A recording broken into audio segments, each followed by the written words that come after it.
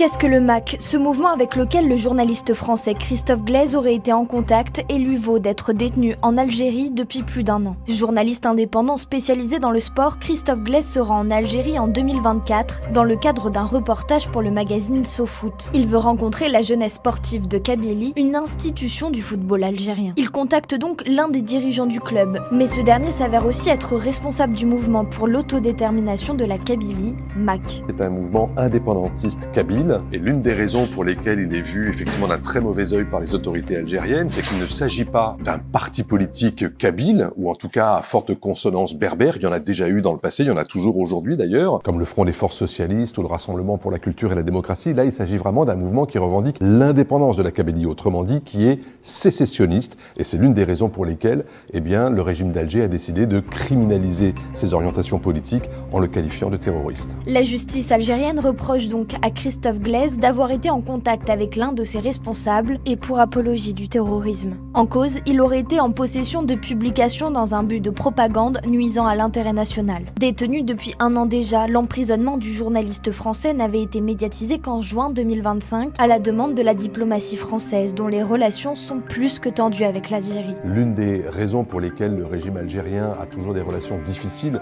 avec la France, c'est parce qu'il a des revendications historiques sur le fait que la France n'a pas suffisamment reconnu ses erreurs, ses crimes également pendant la période de la colonisation et pendant la guerre d'Algérie. En même temps, la France dit que l'idée, ça n'est pas de regarder vers le passé, mais plutôt de regarder vers l'avenir. Et que c'est pour ça qu'il faut des relations économiques fortes, qu'il faut aussi des relations de peuple à peuple. Ça passe par une immigration qui soit mieux régulée. Ça crée des sujets de tension très fortes. Les relations entre les deux pays devraient rester crispées. Il ne reste que peu de recours pour libérer le journaliste. Les Français se diront qu'il n'y a pas grand-chose à attendre des autorités algériennes, si ce n'est une éventuelle grâce du président Tebboune, comme ça a été le cas pour Boualem Sansal. Ça mettrait entre parenthèses tout ce calendrier de réformes qui sont prévues par les autorités françaises et algériennes. Il n'appartient finalement aujourd'hui qu'à Alger de décider d'aller de l'avant et non pas de rester enfermé dans ce bras de fer. Lui aussi détenu en Algérie, l'écrivain Boualem Sansal a été libéré il y a une quinzaine de jours